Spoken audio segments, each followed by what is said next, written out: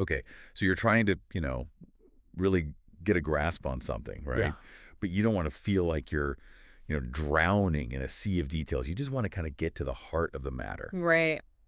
And that's what we're trying to do here with all these deep dives that we're doing. And today, we're tackling tariffs, which kind of sounds simple on the surface, but Yeah. as you dig deeper, you realize There's a lot there. there's a lot there. Yeah. And you send in some great materials, a lot of articles, your own thoughts, and it's clear that it's way more than just some little charge you pay on something. It's not just a line item. Yeah. Yeah, it really does kind of unlock this whole world of trade, and it gets very contentious very quickly. Right. Yeah. And your materials here span, centuries-old practices up to like the most cutting-edge policy stuff. So, Yeah. so it's a very timely topic. Mm-hmm.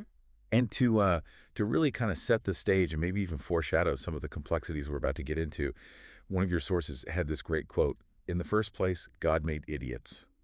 Then he made trade negotiators." Pretty telling, I think, right? Yeah, that's pretty funny and probably pretty true. Yeah, and kind of hints at just how intricate this world can be. So before we get too far, let's just define some things. Yeah. What is a tariff at its heart? So, at its very, very basic, a tariff is a duty, a tax on goods as they enter a country. So, most commonly, we're thinking about imports. Right.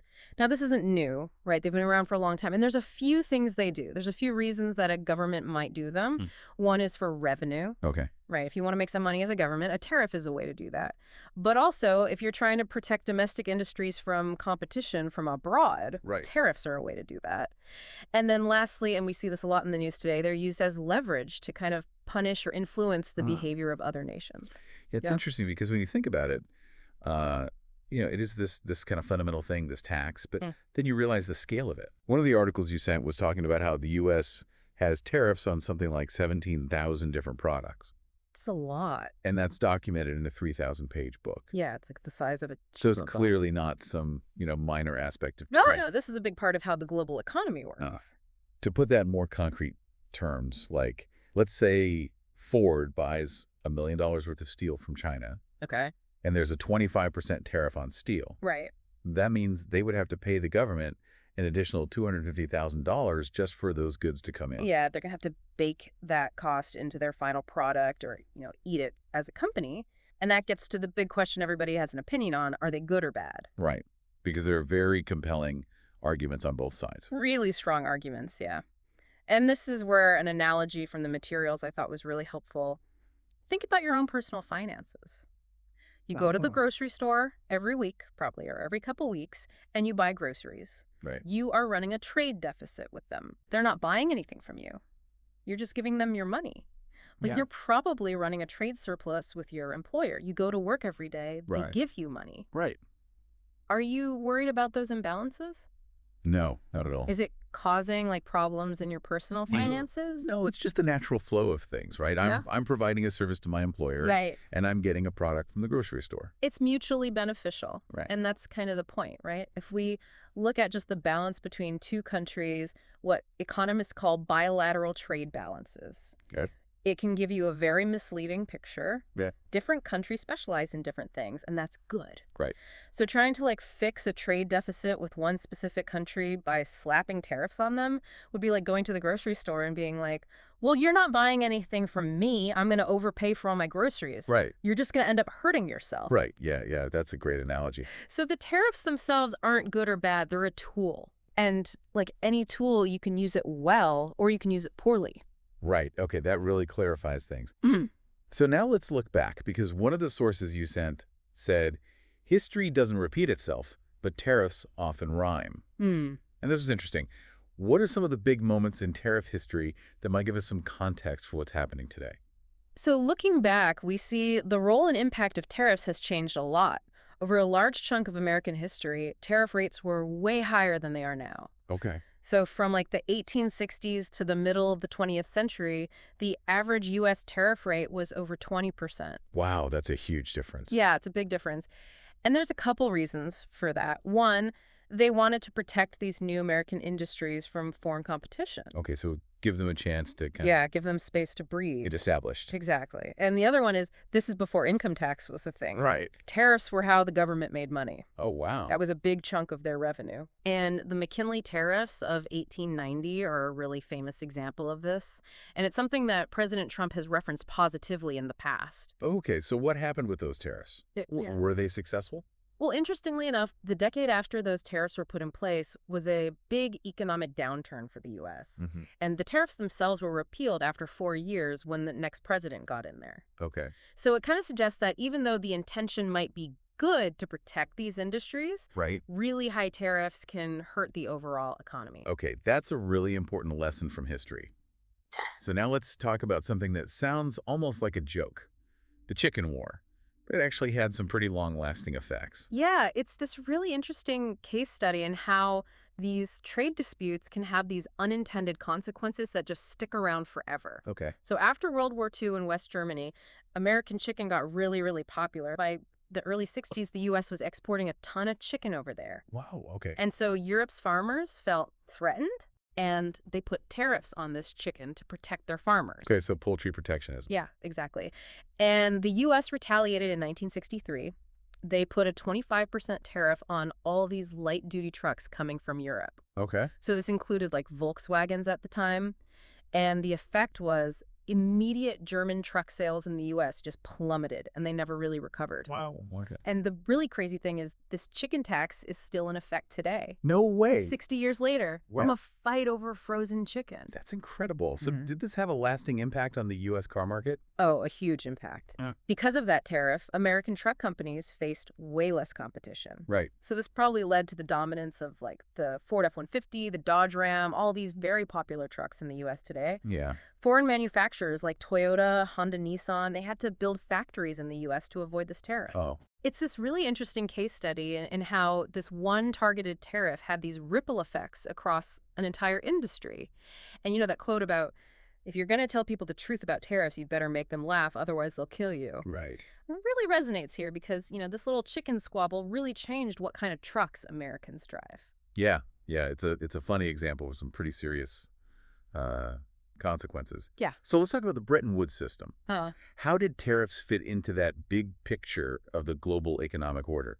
Yeah, so Bretton Woods came after World War II, and it was this big effort to create a stable global economy and security environment. Okay. So the key components were fixed exchange rates, where every currency was pegged to the U.S. dollar, which in turn was pegged to gold. Right. And the U.S. also provided military protection to its allies and even supported their industries, which, sometimes might have hurt U.S. companies in the short run. Right. So the U.S. was actually helping other countries build their economies. Yeah, and that might seem counterintuitive, but the thinking was bigger picture.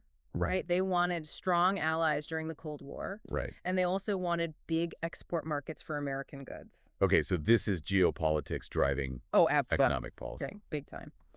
And so countries were kind of split into three groups. You had your allies who got all the benefits. Wow. You had neutral countries who could kind of negotiate their own deals. And then you had communist countries who were shut out completely. Okay. And for the U.S., this had some big advantages. It Yeah. led to the U.S. dollar becoming the global reserve currency, Right. which is sometimes called exorbitant privilege. Okay. It meant that the U.S. could basically borrow and spend more easily on the world stage. Right. Okay, so this worked for a while, but then you mentioned earlier the Triffin dilemma. Right. What was that, and how did that contribute to the end of Bretton Woods? So the Triffin dilemma was this inherent contradiction in Bretton Woods. As the global economy grew, the world needed more U.S. dollars. Okay. But the amount of gold backing those dollars stayed the same. So the U.S. had this choice. They could print more dollars and risk undermining the dollars linked to gold.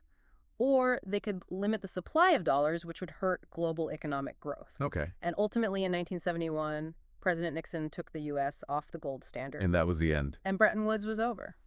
Okay, so what came after that? How did tariffs fit into the next era, the neoliberal world order? So the period after Bretton Woods, which really started gaining steam in the 80s, was all about lower tariffs, fewer restrictions on investment, Okay. more flexible exchange rates, and free trade. Right. The dollar remained the dominant global currency just because of the size and stability of the U.S. economy. Right.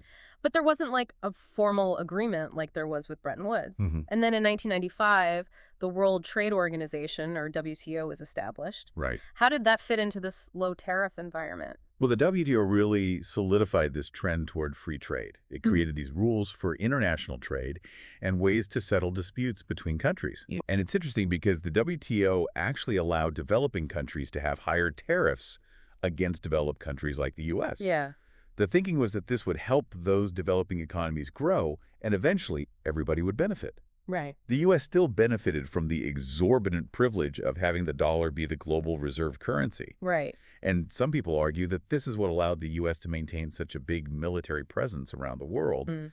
even as its relative economic strength declined. Mm. But this era of free trade had some downsides. Oh, absolutely. There were huge job losses in manufacturing, especially after China joined the WTO in 2001. Right. And we saw rising inequality in the U.S. And this led to a lot of people questioning this whole idea of free trade. Right. And one of the sources you sent put it really well. If you want to understand why nations abandon free trade, follow the closed factories, not the open markets. Yeah. Can you unpack that a little? Yeah, it's basically saying that the decline of manufacturing in places like the U.S. has really driven this shift away from free trade. The numbers are stark. In the 1950s, manufacturing made up about 28% of the U.S. economy. Today, it's only 10%. Wow. And this has had a huge impact on communities that relied on those manufacturing jobs. And it's also raised concerns about national security. You know, China can build way more ships than the U.S. can. So when people see factories closing, jobs disappearing, it's hard to make the case for free trade. Right. And you can't really talk about this shift away from free trade without talking about China. Yeah. What are some of the concerns about China's trade practices? Yeah, China is a really big part of this story. There are concerns about a lot of their practices, but one of the biggest is this thing called mandatory technology transfer. Okay. This is where foreign companies that want to do business in China have to share their technology with Chinese partners. Wow. And there's been a lot of cases of this. Like Westinghouse, they were forced to share their nuclear technology. Right. And then China basically started competing with them on the global stage. Wow. And it's not just Westinghouse, GE, AMD, Micron, DuPont. All these companies have had similar issues. So it's not just technology transfer. There's also currency manipulation and state subsidies. Exactly. China has been accused of keeping its currency artificially weak to make its exports cheaper. Right. And they give huge subsidies to their companies, which lets them sell products below cost. Okay. The case of solar panels is a good example. Chinese solar panels flooded the market, undercut everybody else, Right. and basically destroyed the U.S. solar industry, Wow. even before the WTO ruled against China on this. Okay, so it sounds like the WTO, which was supposed to ensure fair trade, has had some trouble dealing with these issues. Yeah, the WTO really changed how countries can respond to what they see as unfair trade. Okay. They basically said you can't just slap tariffs on someone without WTO approval. And while the WTO has this dispute settlement system, it often takes years to get a ruling. Okay, so these practices could go on for years. Exactly. And this has led to a lot of frustration with the WTO, both from Democrats and Republicans. Right. You know, George W. Bush, Barack Obama, Donald Trump, Joe Biden, they've all had issues with the WTO. Okay, so enter the Trump administration and their very different approach to tariffs. Right. You mentioned earlier the Mega Master Plan. Can you explain the logic behind that? So the analysis breaks it down into 3 steps. Okay. The first step was called tariff chaos, and this involved putting high tariffs on a bunch of stuff from both allies and enemies. Wow. Okay. The idea seemed to be to create this leverage in trade negotiations and showed that they were serious even if it caused some short-term economic pain like drops in the stock market. Okay, so what about steps 2 and 3? So step 2 was called reciprocal tariffs. Yep. And the idea here was that U.S. tariffs would match the tariffs other countries put on U.S. goods. Okay. This was supposed to level the playing field and reward countries that had, fair trade practices. Okay. And then the final step, the Mar-a-Lago Accord. This was this idea of a new global trade agreement, kind of like Bretton Woods, but this time it would aim for a weaker dollar to help U.S. exports, but still maintain the dollar as the global reserve currency. And it would also, involve things like currency pegs and, market access and security guarantees for countries that played ball. Okay, so A pretty big vision for reshaping the global economy. Yeah, a big swing for sure. Now, one of the most controversial things about the Trump tariffs was how they were actually calculated. Hmm. Your sources point out that it was actually pretty simple. Yeah, it was surprisingly simple. So they said they were taking into account all these things, non-tariff barriers, cheating on trade Right. deals. But the actual formula was just the U.S. trade deficit, with a country divided by the total value of U.S. imports from that country. Okay, so a bigger trade deficit means a higher tariff. Exactly. Yeah. So you mentioned China before, with a trade deficit of $295.4 billion and imports of $438.9 billion. Right. That gave them a tariff rate of 67.3%. Okay, so they weren't actually putting a 67% tariff on China. No, they were using this calculation to kind of justify their actions. Right. And later on, they released this more complicated formula. Okay. But when you analyzed it, it basically boiled down to the same thing. Wow. So this led to some pretty weird outcomes, Oh, right? yeah. Like, they put a 10% tariff on the Heard and McDonald Islands, which are these uninhabited islands in Antarctica. Oh, And somehow 115 different countries ended up with the exact same 10% tariff rate, wow. even though some of them had trade surpluses with the U.S. And then you had Lesotho, Right. which is a very poor country in Africa. Okay. They export some stuff to the U.S., like diamonds and clothes, but they can't really afford to buy a lot of stuff from the U.S. Right. So their tariff rate was 99%. Wow, that's crazy. So it just shows the flaws in this kind of simplistic approach. Right. Yeah, it really shows that for every complex problem, there's an answer that is clear, simple, and wrong. Exactly. So your sources look at some specific cases like the 2018 tariffs on washing machines. What did we learn from that?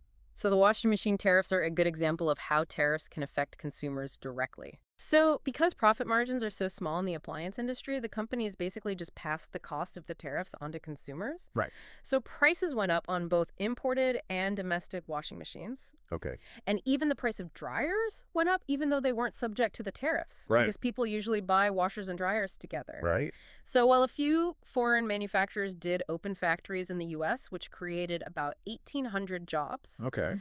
and the government got about $82 million a year in tariff revenue, Right. consumers ended up paying an extra $1.5 billion.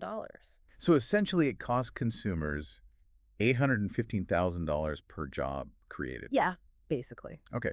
What about the steel and aluminum tariffs? How did those play out? So with the steel and aluminum tariffs, we did see job losses in the U.S. Steel and aluminum industries level off. Okay. But when you look at the big picture, it seems like the U.S. economy actually lost jobs overall. Okay. How so? So companies that use steel and aluminum saw their costs go up, which made them less competitive against foreign companies that could get steel and aluminum more cheaply. Right. So studies show that the number of jobs lost in these downstream industries Right. actually outweighed the number of jobs gained in steel and aluminum production.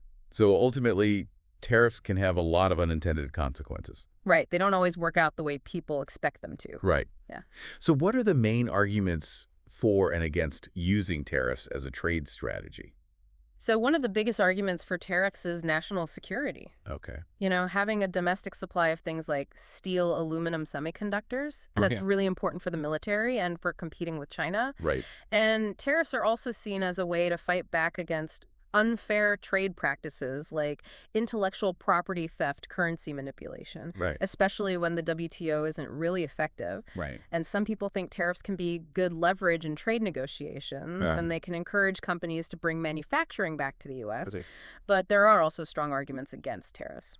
Yeah. Right. One of the biggest is the cost to consumers. Right. Tariffs are basically taxes that get passed on to consumers in the form of higher prices. Right. And this reduces people's purchasing power, especially for lower income folks. Right. Businesses also have to pay more for their inputs, Okay. which can lead to job losses. Right. And then there's the risk of retaliation. Right. Other countries put tariffs on U.S. exports, which hurts U.S. industries, especially agriculture. Right. And then the complexity of global supply chains means that companies might just move production to other countries instead of bringing it back to the U.S. Right. And finally, these broad tariffs can damage relationships with allies. Right. Okay. So a lot to consider. What are some of the economic projections if tariffs increase globally? So most economists think that more tariffs would hurt the economy in the short term. Okay. There were studies done on these proposals to raise tariffs by like 60% on China and 10 to 20% on other countries. Yep. And they estimated that the average U.S. household would have to pay an extra $1,700 per year. And they also predicted big job losses, Yeah. potentially over 684,000 jobs. Wow. Okay. And the stock market would probably take a hit too. Right. Now, one of the goals of these tariffs is to reduce the trade deficit. Hmm. Do economists think that will happen? Well, there's a few reasons why they're skeptical. Okay. So when you reduce imports, you're also reducing the amount of dollars circulating in foreign markets, Okay. which can make the dollar stronger. And a stronger dollar makes U.S. exports more expensive. Right. So you could actually see both imports and exports go down with little change in the trade deficit. Okay. And like we talked about before, companies can just move production to other countries Right. to avoid the tariffs. And a lot of economists argue that trade deficits aren't necessarily a bad thing. Okay. They're often driven by things like global demand for U.S. assets and the U.S. government's budget deficit. Right. So what are some of the bigger global responses we might see if these tariff wars continue? Well, one possibility is that things escalate into a full-blown trade war, Right. where everyone keeps raising tariffs on each other. Right. That would really hurt global trade, slow down economic growth, and probably lead to higher inflation. Right. Another possibility is that the U.S. gets more isolated, Okay. How so? while other countries could form new trade agreements and supply chains that bypass the U.S., Right. and that could hurt the U.S. economy and maybe even threaten the dollar's status as the global reserve currency. Okay. So some pretty serious potential consequences. Now, your sources also talk about this idea of a new global order emerging. How would tariffs play into that? So some analysts think we're entering this third big reshaping of the global economic order Oh, after yeah. Bretton Woods and the neoliberal era. Okay. And they call this the MAGG world order. Right. Yeah. And the idea is that countries would be put into different groups based on their relationship with the U.S. Right. And they'd be treated differently when it comes to tariffs, security cooperation, access to the dollar. So a more divided world in terms of trade. Yeah, Yeah. essentially. Mm. So what are the big questions that policymakers need to be thinking about now? Well, the big question is, how do you balance these concerns about unfair trade with the benefits of free trade and cooperation? Right. You know, maybe targeted tariffs can address specific problems, Okay. but these broad tariffs could really damage the whole system. And we have to remember that tariffs can stick around long after their original purpose is gone. Yeah, we saw that with the chicken tax. Right. And the choices we make now are going to have a big impact on the future of global trade. It really does feel like we're at a crossroads. The future of tariffs and global trade is very uncertain. Yeah. One of your sources said, the long-term outcomes of a dramatic tariff escalation remain uncertain. Short-term economic pain is virtually guaranteed. Long-term effects could range from a U.S. versus world trade war to a Western coalition against China. Wow. It's clear that the stability we've had in global trade for the past few decades is over, Right. and the decisions we make now will determine whether tariffs become a destructive force or a tool for a better system. Right. To paraphrase another quote from your sources, this might not be the end, but it's probably the end of the beginning of a new global economic order. So after this deep dive into tariffs, Right. it's clear they're not just simple taxes. Right. They're complicated, they have a long history, and they can have both good and bad consequences. Absolutely. And as the global economy changes, understanding tariffs is going to be more and more important. Yeah, for sure. And this is something to think about. Right. After hearing all this, what do you think is the one factor that will determine the impact of these tariffs in the long run? That's a good question. Something to think about. It is. Thanks for joining us for this deep dive. Of course. We hope it's given you a better understanding of this really complex and important issue. Absolutely. It's been great talking about this with you. Likewise. Until next time.